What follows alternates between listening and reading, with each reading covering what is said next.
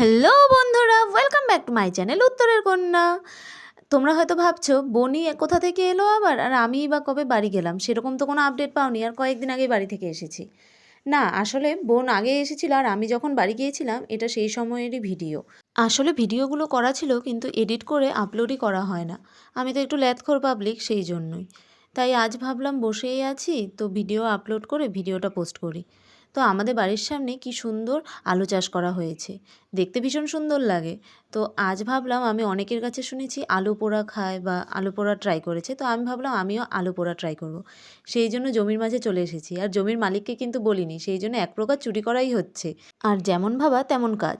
তো বিকেলের দিকে খাওয়া দাওয়া সেরে আমি, ভাই, বোন তিনজন মিলে বেরিয়ে পড়েছি আলু চুরি করব বলে। আলু ক্ষেতের মাঝে চলেও এসেছি। তারপর এসে দেখো আলু গাছ দেখে আলু গাছ যেই টান দিলাম, আলু তো পেলামই না, শুধু গাছ উঠে চলে এলো। আমি ভেবেছিলাম কি সুন্দর আলু গাছেই হয়তো আলু ঝুলে থাকবে। তারপর আর কি, তারপর এই দেখো মাটি খুঁড়ে আলটিমেটলি আলু পেলাম। আর অনেকগুলো আলু নিয়েছি দুজন মিলে। আর ভাই যে কোথায় ছিল কেই জানে, ও কিন্তু এসবের মাঝে নেই। এরপর আলু নিয়ে বেরোনোর পালা। আর আলু ক্ষেতের চারপাশেই নেট দিয়ে বেড়া দেওয়া, সেই জন্য সেটা টপকাতে একটু কষ্টই হচ্ছিল। ঢোকার সময় তো ঢুকে পড়েছি, কিন্তু এখন হাতে আলু নিয়ে বেরোতে অসুবিধে। তারপর আবার বাচ্চাটা দেখছিল জন্য আমরা তাড়াতাড়ি দৌড়াচ্ছিলাম আলুগুলো নিয়ে। তারপর আলুগুলো পুড়তে হবে, এখন গ্যাসে পুড়লে তো মা বকা দেবে।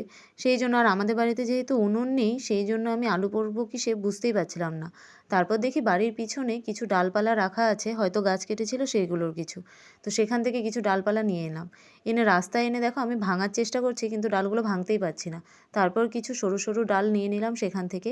আর বাড়ির সামনে ওই রাস্তার মাঝেই আমরা দুজন বসে পড়েছি আলু পুড়তে। আর ভাই শুধু দর্শক, ও সব কিছু দেখছে, ও এসবের মাঝে নেই, যদি বকা দেয় সেই জন্য। তারপর দেখো সব কিছু জোগাড় করে আমরা আগুন ধরিয়েও দিলাম। এবার আলু দুটোকে দুটো স্টিকে নিয়ে এখন আগুনের মাঝে পুড়তে লেগেছি।